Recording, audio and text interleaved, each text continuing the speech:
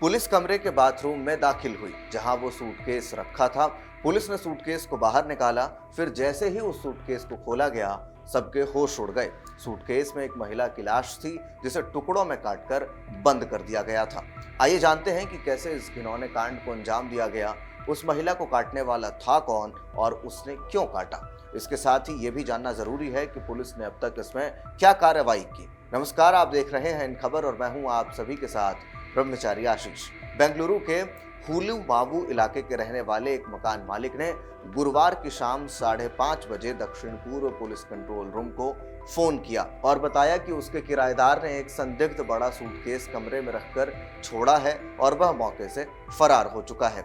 मकान मालिक को किसी अनहोनी की आशंका हो रही थी, वो काफी परेशान था। उस शख्स से खबर मिलते ही फौरन पुलिस हरकत में आ गई।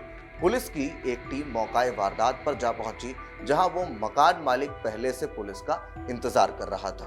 पुलिस उस कमरे में दाखिल हुई जहां बाथरूम में वो सूटकेस रखा था। पुलिस ने सूटकेस को जैसे ही बाहर निकाला और उस सूटकेस को खोला तो पुलिस के होश उड़ गए। सूटकेस में एक महिला की लाश थी, जिसे किसी तेज धार हथियार से टुकड़ों में काटा गया था। ये मंजर देखकर लोग सहम गए। पुलिस ने कानूनी कार्रवाई की और लाश के टुकड़ों को पोस्टमार्टम के लिए भेज दिया गया।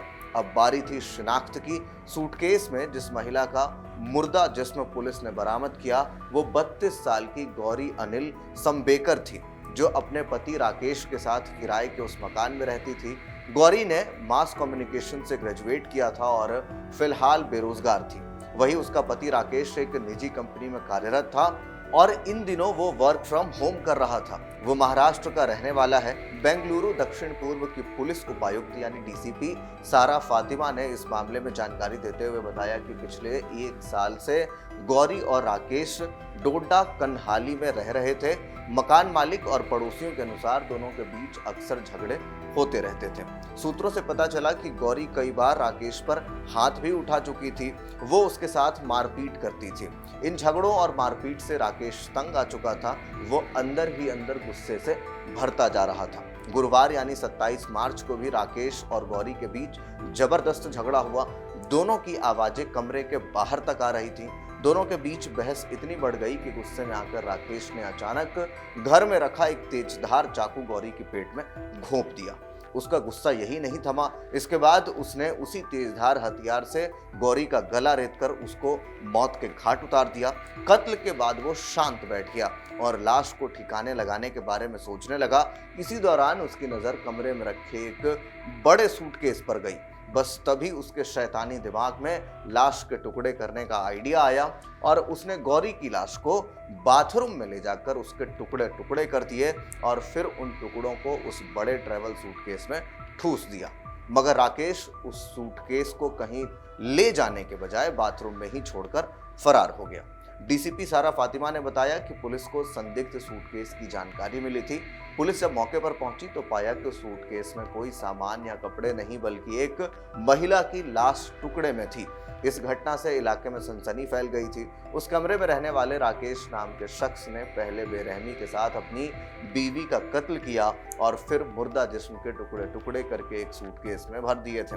डीसीपी के मुताबिक हैरानी की बात यह है कि गौरी की हत्या करने के बाद राकेश ने खुद अपने सास ससुर को फोन कर इस खौफनाक वारदात की जानकारी भी दी। मृतका की पहचान 32 वर्षीय गौरी अनिल संबेकर के रूप में हुई है।